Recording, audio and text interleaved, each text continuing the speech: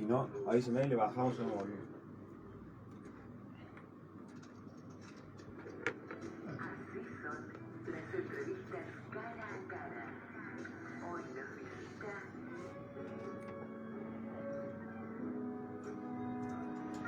Bueno, una mañana cargada de referencias periodísticas. Está en la ciudad de Río Cuarto, su ciudad natal por adopción, el ex diputado nacional, ex ministro del Interior, activo referente de la Unión Cívica Radical e integrante de una saga que con su padre y sus hermanos han hecho de la política del radicalismo parte de la historia de estos 40 años de democracia. Me refiero a Federico Storani. Un gusto, Federico, por venir a visitarnos a nuestro programa. ¿Cómo le va? Bien, muy bien. Muchísimas gracias por la invitación.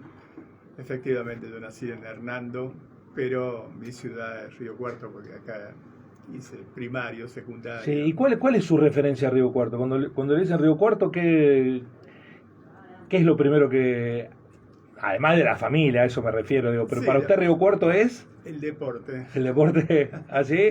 Sí, yo jugaba en las divisiones inferiores de Estudiantes de Río Cuarto y para mí fue un corte fuerte, abrupto, porque a mi papá lo designaron en el gobierno de Arturo Illia, funcionario en ese momento, y bueno, me tuve que ir por la mitad del secundario y eso para mí fue un corte a una edad difícil, ¿no? Sí, ¿lo padeció a eso? Lo padecí, claro, Sí. Lo padecí porque, bueno, distintas costumbres, yo estaba en la plena época de las fiestas de 15 años, de la práctica del deporte muy intensa, en fin, del colegio, yo iba al Nacional acá.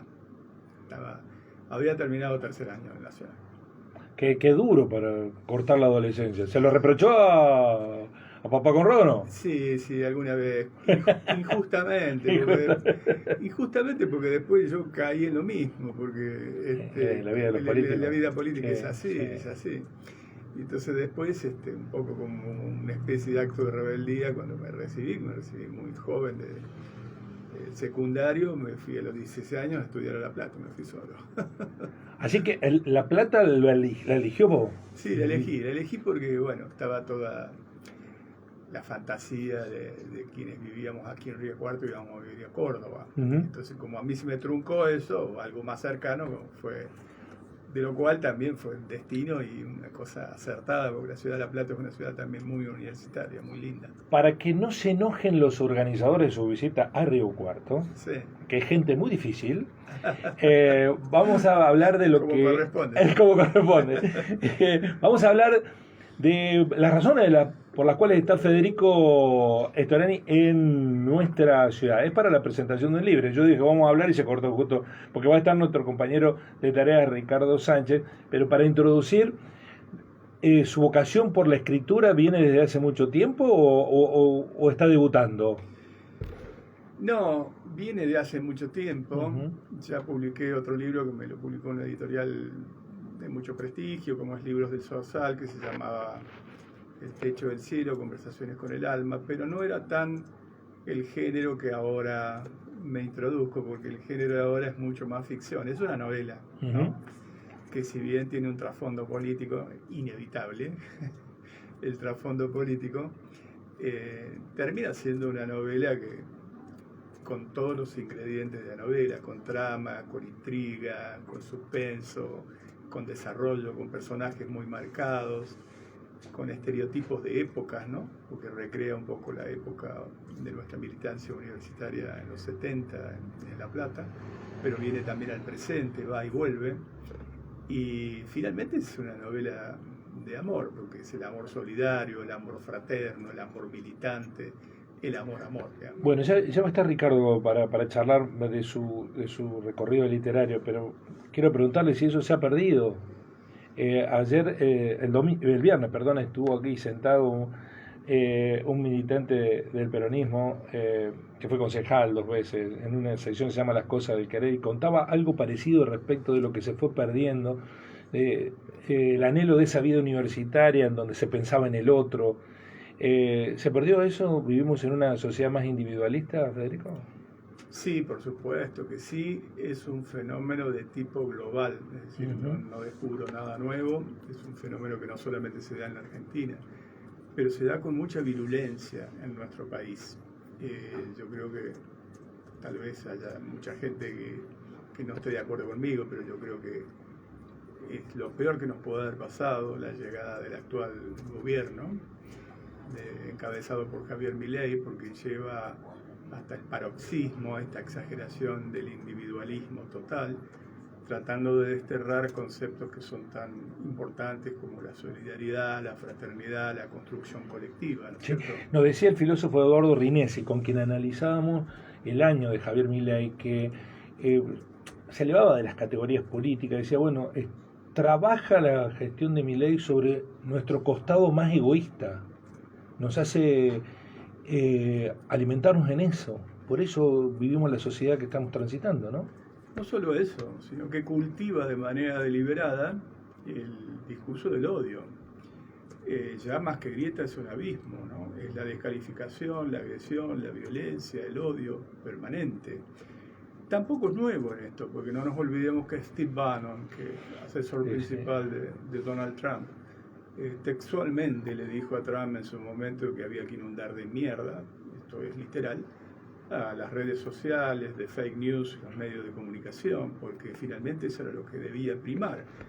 Y bueno, yo creo que Milei es un gran exponente de esto. Un día se la agarra con Lali Espósito, otro con María Becerra, otro día con López Murphy, con el que venga, digamos, el que venga. Ahora, nadie te inunda si no tenés ganas de ser inundado, ¿no? No, claro, a ver, vamos a ser justos. Yo creo que se faltó el camino para que se produjera un fenómeno de este tipo. No es que llega de la casualidad. Lo que ocurre es que en la repartija de este fenómeno global nos ha tocado tal vez el peor. Porque cuando uno... Bueno, no tenemos a Maradona, Messi, alguna cosa para compensar, había que haber, ¿no? Sí, justamente en estos días me mandaron una tapa de un diario donde Maradona decía un taquito de Maradona hacia mí, ¿no? Porque era un acto en Platense donde apoyó una campaña que yo lideraba como candidato a diputado nacional, así que tengo una relación entrañable con el Diego, digamos, ¿no? Pero, ¿qué se hizo en el Club Platense, ese acto en Platense de Buenos Aires, ¿no? Sí, pero, a ver, se presenta como Adalid del cambio, ¿no? Y el cambio es un concepto neutro, es positivo o negativo, puede ser. En este caso es muy negativo. Sí, pero además es un cambio de cosas que conocemos, ¿no? Bueno, por eso digo. Cambio muy conocido, digamos, ¿no? Por eso, cuando se asocia el cambio, se le asocia a lo nuevo. Y esto no tiene nada de nuevo. Uno le corre una coma, le pone un punto, y es la reedición del programa de Martínez de Oz en el 76. Es muy parecido al programa de Menem Cavallo también, con la convertibilidad. Es también bastante parecido al programa de Macri con ajuste.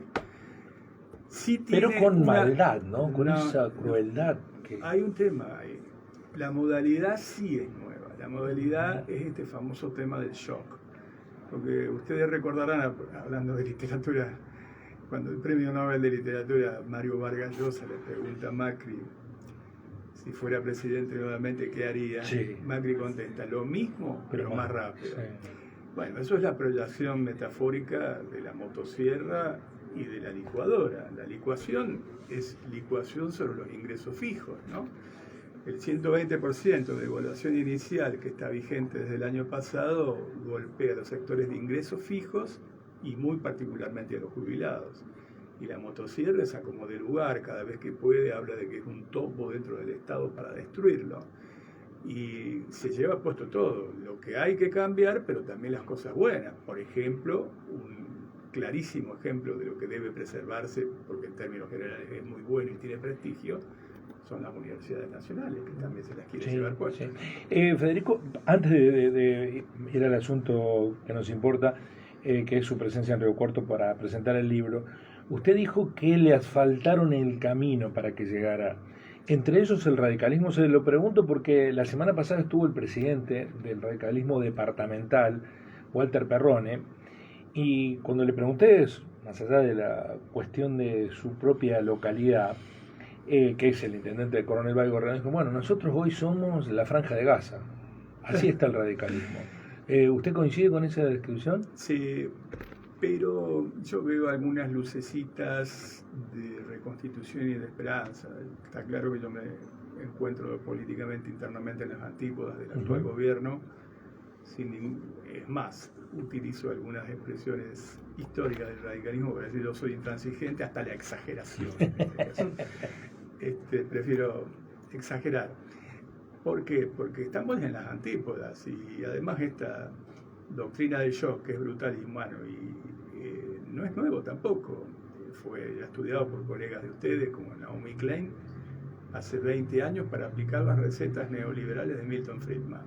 Entonces estamos ante una situación donde el Partido Conservador con sesgos autoritarios se está constituyendo con matices. Ahí está Milei, está Villarroel con los matices que tienen, también está obviamente Patricia Bullrich, también está Macri. También hay un sector del radicalismo y un sector del peronismo. El menemismo está todo allí, Sí. está Scioli. ¿Y del radicalismo quién está? Bueno, yo creo que está no solamente Petri, que es una figura que está en el gabinete, sino que también está el presidente del bloque, de uno de los bloques, de Loredo. Que quiere ser gobernador de Córdoba. Bueno, también está, por ejemplo, algunos gobernadores que coquetean mucho más allá de lo prudente. Pero esto es transversal, porque también están los legisladores peronistas de Tucumán, Sí. los legisladores peronistas de Catamarca. Los de Córdoba. Bueno, los de Misiones, que también le votan a pie juntilla todo lo que el gobierno pide. Entonces la asignatura pendiente para contestar es decir, bueno, si el shock produce un efecto de terrorismo, paraliza por miedo el shock, ¿no?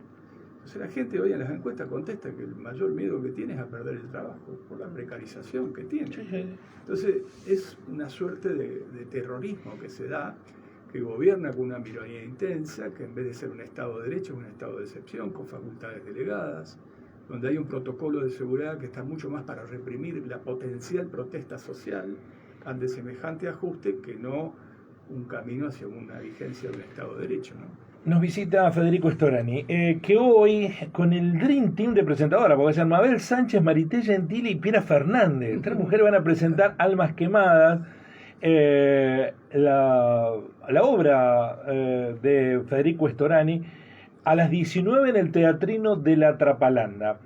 Ricardo, buen día, ¿cómo va? Se va a encargar de lo literario porque yo me choco todas las letras. Disculpa, Federico, por irrumpir en el estudio. Un gusto. Para empezar a charlar sobre literatura, se me ocurría tomar ese comentario de su trabajo de instrucción, de educación, cuando comenzó y se trasladó a La Plata.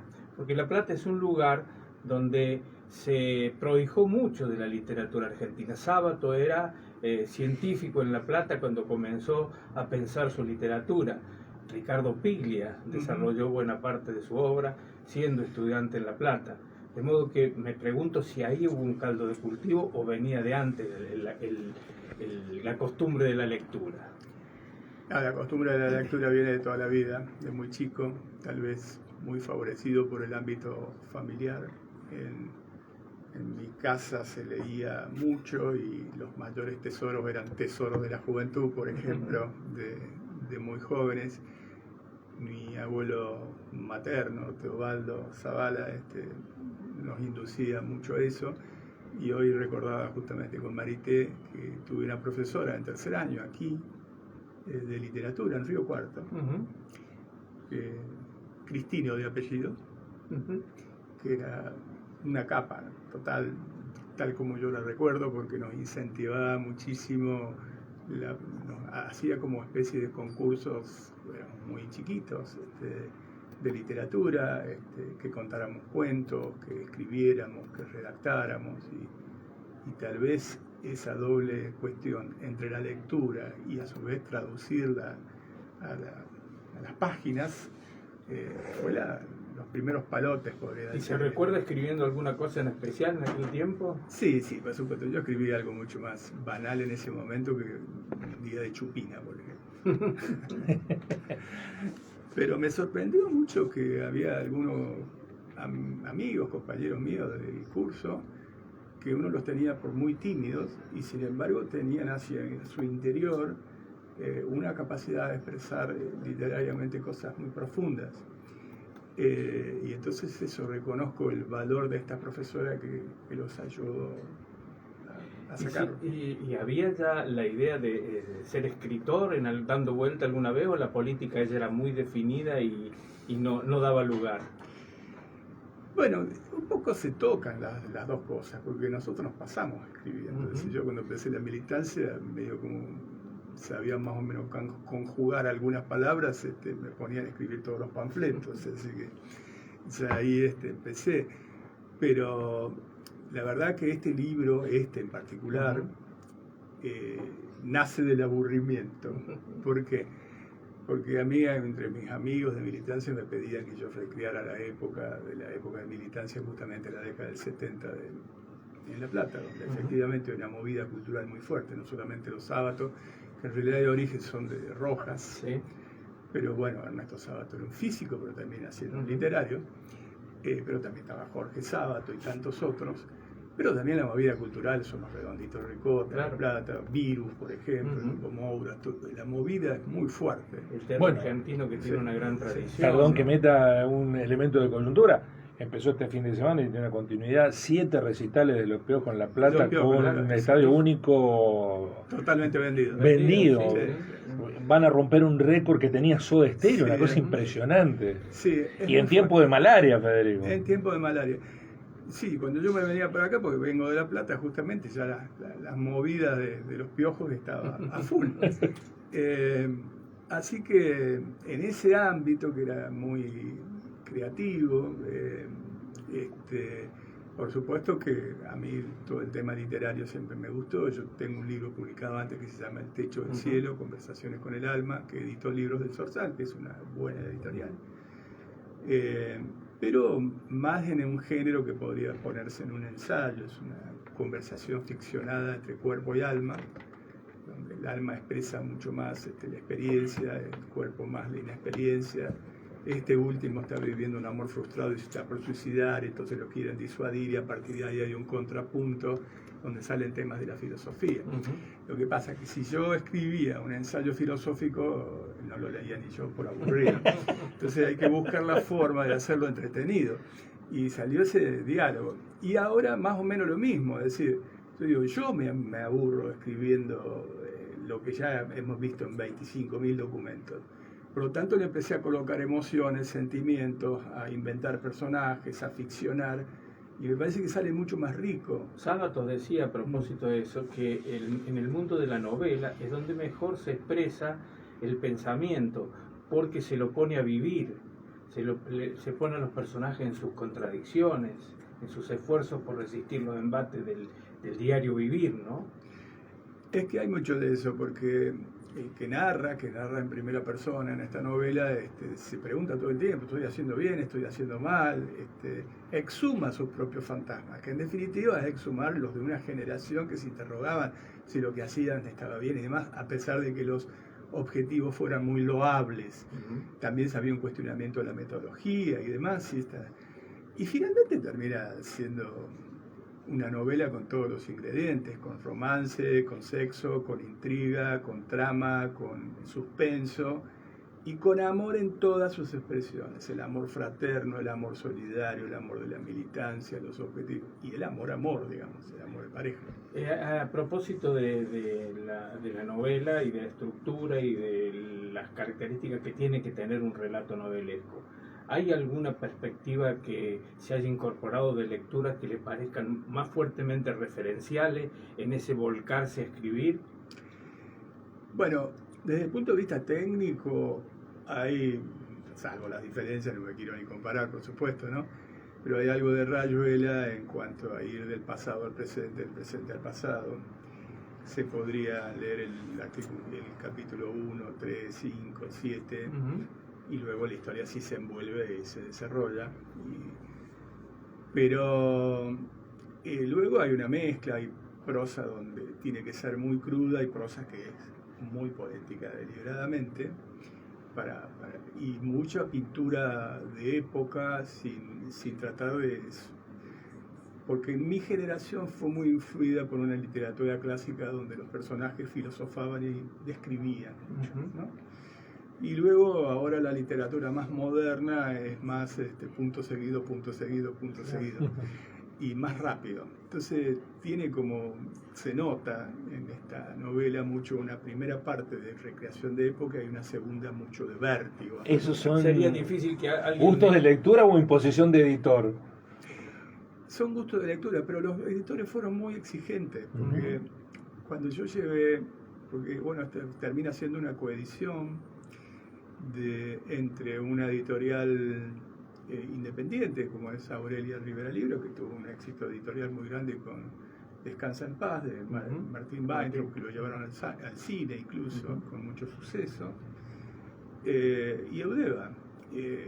A mí lo de Eudeva me interesaba por la capacidad de distribución que tiene, porque la experiencia que había tenido antes es el tema de la distribución de un libro, ¿no? Pero no es que vayan a hacer una concesión porque simplemente lo escribía alguien más o menos conocido.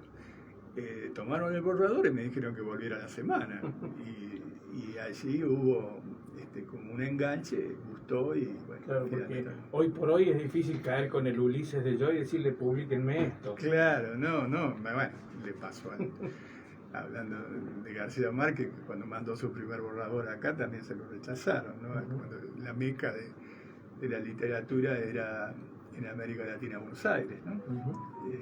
Entonces, yo creo que la experiencia fue muy linda y a mí en lo personal me entusiasmó mucho, porque yo también necesitaba expresar muchas de las cosas que están puestas ahí. A propósito de la crudeza del lenguaje, que dice que también forma parte de la novela, hasta hace un par de semanas hubo una gran controversia en torno a la crudeza del lenguaje en Cometierra, una novela que esta concepción de que de lo que se dice en la literatura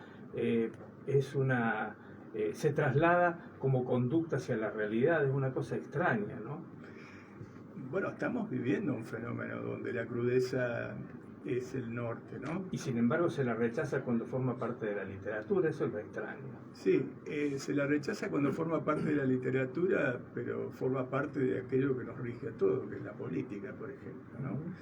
Yo no creo que haya que incentivarlo como norte, pero sí hay que utilizarlo, buen sentido de la expresión, como se utilizan también las plataformas. Las plataformas hoy son una cloaca en general, pero también bien usadas pueden ser útiles a una determinada causa. Hay que buscar un punto de medio, donde estamos en un proceso de transición muy complejo.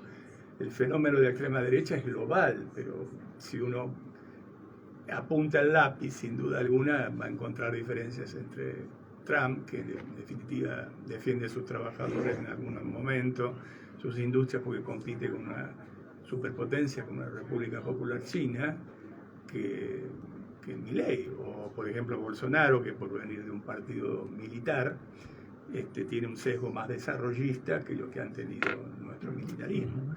Entonces yo creo que todas estas cosas que están en nuestro ADN como cultura también tiene que expresarse en la literatura. Se tiene que expresar en la literatura, que le da un lenguaje, sí coincido, más potente. Está con nosotros en el cara a cara Federico Storani, que hoy presenta su libro. Dos últimas preguntas de mi parte, después te dejo el cierre, Ricardo. La primera, ¿el escritor le ganó al político o le quedan todavía las ganas de, sobre todo en este contexto, en esta coyuntura, hacer cosas para defender lo que está en riesgo? Porque ya lo ha dicho un integrante de la Corte Suprema de Justicia, hay nubarrones sobre nuestra democracia. No, claramente yo soy un militante comprometido. Tanto es que actualmente acabo de ser electo delegado en primer lugar del Comité Nacional del Partido por la provincia de Buenos Aires en elecciones que se hicieron. Y porque participé, porque me comprometo. Yo creo que el radicalismo tiene que estar en las antípodas del proyecto conservador que actualmente se expresa. Y ahí, como decía Alfonsín, nosotros expresamos un pensamiento socialdemócrata moderno, pero tenemos que tener una línea de convergencia hacia un pensamiento social cristiano. Y de hecho la semana pasada estuve invitado por la Pastoral Social con el padre Carlos Acaputo, que es un capo en eso, y estamos haciendo líneas de convergencia que permitan... ¿Hay un Caputo bueno? Acaputo. Acaputo. No Caputo vendría a ser. Acaputo. Sí, es muy bueno. tiene en la Arquidiócesis de Buenos Aires, Sí. Tiene un trabajo social extraordinario y bueno, yo no soy agnóstico, se podría decir, pero bueno, esta línea de convergencia en un pensamiento social cristiano está en el paraguas que en su momento pensaba el propio Alfonsín como un tercer movimiento. Y se histórico, lo ¿no? pregunto en términos políticos, ¿es en términos de lo que estudiamos en la universidad, es apocalíptico o integrado de los tiempos que vienen? ¿Cree que viene lo peor o cree que la democracia está tan consolidada que esto también va a pasar? Yo creo que el péndulo va a volver, pero sí también creo que estamos en el medio de una batalla cultural donde en este momento la estamos perdiendo. La fuerza me refiero de origen popular. Ellos han tomado justamente un filósofo italiano marxista como Gramsci, lo han dado vuelta y lo han impuesto. Entonces imponen una agenda, creen que es la única agenda, acá no se puede hablar más de solidaridad, hay que hablar de individualismo exacerbado, no se puede hablar más de Estado, hay que hablar solamente de mercado. Cuando la definición de nación son los lazos de solidaridad más estrechos entre los miembros de una comunidad, no es solamente la patria y la bandera, digamos, ¿no? El himno, la bandera, etc. Y yo creo que todo esto es una batalla cultural que está por darse y hay que darla con esos elementos y sin medias tintas. Yo hubiera respondido rápidamente la pregunta que le hiciste acerca si le va a ganar el escritor al político de manera negativa. Antes que le dijera Federico, porque en sus mismas respuestas en torno a la literatura siempre aparece predominante esa fuerza de la política que parece ser raigal para ustedes. Sí, lo es, pero además tiene un efecto muy eficaz la literatura para la política. ¿Por qué? Porque yo hice un experimento, si se quiere, esta novela la leyeron alguna gente muy joven, muy militante, cuando hablo de 20 años hasta 30, mucho más jóvenes para mí, y la encontraron muy útil por el lenguaje más potente que tiene para establecer algunos parámetros de la política, ¿no? Universales, porque, insisto, es una novela, pero tiene un trasfondo que, como en todas las cosas, no puede dejar de ser político, todo es político. Hay algo que tenemos nuestra hija menor universitaria y hay algo que se ha impuesto entre los universitarios, han vuelto a tomar el amargo obrero, ¿no? Algo que se tomaba hace 50 años atrás, y a fumarse un porrito, o sea que la novela es para tomarse un amargo obrero, fumarse un porrito y leer la novela. Es que hay mucho de eso también, hay romance, hay sexo. Claro. A ver, yo recreo época de lo que puede haber sido Universal, en Córdoba habrá sido de una manera, en Santa Fe de otra, en La Plata era de otra. Un cine que nosotros consumíamos era más lindo, el post del cine, para debatir el cine que veíamos, Que hoy se perdió eso. claro, el neorrealismo italiano, todas estas cosas tan hermosas, que la película en sí misma, y eso era un caldo de cultivo de cosas muy, muy, muy lindas. Yo creo que ese espíritu va a ir volviendo, porque lo otro es muy vacío, ¿no? Sí. Nos quedamos con ganas de preguntarle el primer libro que lo impactó, el que le resulta más importante a lo largo de la historia. A lo mejor, Marité, que nos está debiendo eso, lo incentiva. Pues nosotros tenemos una sección los días martes y jueves que se llama El Señalador, donde promovemos la lectura. Y hay dentro de la sección una subsección que es Lectores Recomiendan, así que Marité nos debe la recomendación. Marité, pero a lo mejor se ha transformado en una a lo mejor paga difícil haciendo que Federico figurita del álbum, Marité. Pago que hay cuenta. Bueno, no, a mí de muy joven me impactó Aventuras de Telémaco, hijo de Ulises, digamos, ¿no? Me lo comí varias veces. Pero luego todo el boom de lo que fue la literatura latinoamericana, justamente de Octavio Paz, Rulfo, Vargas Llosa, aún con las posiciones que tiene Vargas Pero Llosa. claro, una cosa es su posición y otra el García escritor Márquez, que es, ¿no? exactamente. Arguedas, en fin, y bueno, el propio Cortázar. Y de los europeos, por supuesto, Sándor Márai, el húngaro, también muchísimos que sería muy, muy largo enumerar, ¿no?